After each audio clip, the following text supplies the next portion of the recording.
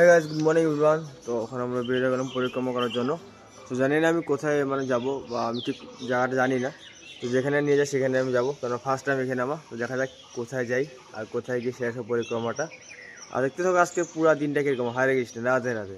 আজকের এই যাত্রা আমরা শুরু করলাম হলো ফেরিঘাট থেকে, যেখানে 3 টাকার টিকিট। উঠে বললাম ফেরিঘাটে, খুবই সুন্দর সানসেট দেখা যাচ্ছে এখান থেকে। পৌঁছে গেলাম রূপগঞ্জ ফেরিঘাট। তো এখান থেকে টোটো নিয়ে পৌঁছে গেলাম আবার সেই মঠে, এখানে মানে নতুন একটা দ্বীপ। সেখান থেকে ঠাকুর প্রণাম করে বের হয়ে গেলাম আবারও সেই পরিক্রমাতে।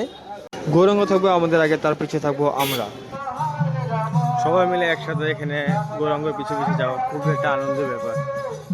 সব মহারাজা এখানে আছে, যত দূরে দূরে মহারাজ আছে, হরিদ্বার, বৃন্দাবন, সব জায়গার মহারাজ একসাথে মিলে এখানে পরিক্রমা করছে, দেখতে পাচ্ছ সবাই মিলে। এসে বললাম আর একটা নতুন দ্বীপে। তো এখানে হাজার হাজার মানুষ আসছে পরিক্রমা করার জন্য। সেখান থেকে একটা ডাব নিয়ে নিলাম, একটা কচি ডাব নিয়ে নিলাম, কারণ অনেকটা রাস্তা ভ্রমণ করা আরো বাকি আছে। আমার সঙ্গে আরো একটা ভক্ত আসলো খাওয়ার জন্য। সে বললাম আরো একটা দ্বীপের এখানে। তো এখানে টোটাল 9টা দ্বীপ আছে। তো আমরা কয়েকটা দ্বীপ পরিক্রমা করলাম, তারপরে আরো আছে পরিক্রমা করার জন্য। এখান থেকে পেয়ারা কিনে খেয়ে নিলাম। তো আজকে পরিক্রমাটা আমরা এখানে শেষ করলাম, তারপর বের হয়ে গেলাম টমটম করে।